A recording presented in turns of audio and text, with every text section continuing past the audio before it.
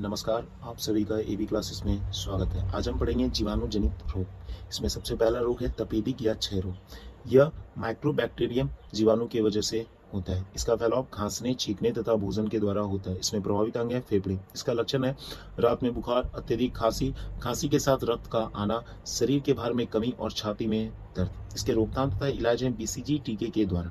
BCG टीके के द्वारा तथा प्रतिजैविक दवाओं जैसे स्ट्रेप्टोमाइसिन तथा वैलिसिन का उपयोग। इसमें मांटू परीक्षण नाम का परीक्षण होता है।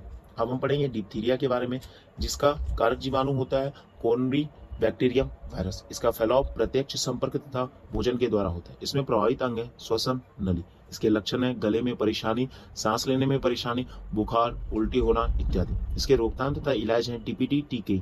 डीपीटी टीके ट्रिपल एंटीजन होता है, जिसका पूरा नाम डिप्थीरिया परट्यूटिस टेटनस होता है। अब हम पढ़ेंगे काली खांसी, जिसे कुकुर खांसी भी कहा जाता है।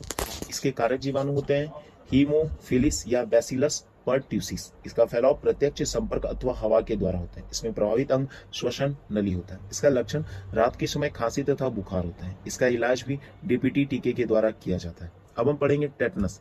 टेटनस बैसिलस टिटेबी या क्लासिट्रीडियम टिटेनी के जीवाणु के द्वारा होता है। इसका फैलाव घाव के द्वारा होता है। इसमें प्रभावित अंग होते हैं तंत्रिका तंत्र। इसका लक्षण होता है जबड़े तथा गर्दन की पेशियों में दर्द के साथ खिंचाव।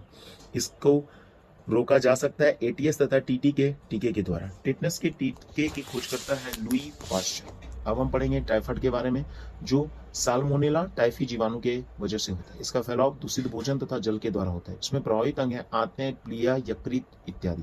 इसका लक्षण है बुखार, नाड़ी की चाल का धीमा पड़ना, त्वचा पर गुलाबी चकत्तों का बनना, उल्टी होना।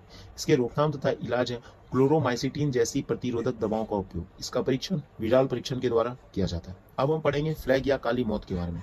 इसका कारक जीवाणु होता है पास्चुरेला पेस्टिसिस। इसका फैलाव चूहों में पाए जाने वाले पिस्सुओं के द्वारा होता है। इसके प्रभावित अंग होते हैं कांख, फेफड़े और गर्दन। इसका लक्षण होता है शरीर में दर्द, बुखार, शरीर के तापमान में एकाएक वृद्धि और आंखों का लाल पड़ना। इसके रोकथाम तथा इलाज है स्ट्रेप्टोमाइसिन जैसी प्रतिजैविक दवाओं के द्वारा, और इसका परीक्षण वैसन स्टेन टेस्ट के द्वारा किया जाता है। अब हम पढ़ेंगे कुष्ठ रोग के बारे में। इसका जीवाणु होता है माइक्रोबैक्टीरियम लेफ्री। यह संक्रमित व्यक्ति के संपर्क में आने से फैलता है। इसके प्रभावित अंग है त्वचा और तंत्रिका तंत्र। इसका लक्षण है त्वचा का सड़ना, अंगुलियों में विकृत उत्पन्न होना, तंत्रिकाओं का प्रभावित होना। इसके रोकथाम तथा इलाज है मल्टीपल ड्रग थेरेपी। इसका परीक्षण त्वचा बायोप्सी के द्वारा किया जाता है। अब हम अपने अगले पार्ट में पढ़ेंगे और भी कुछ रोग। धन्यवाद। जय हिंद।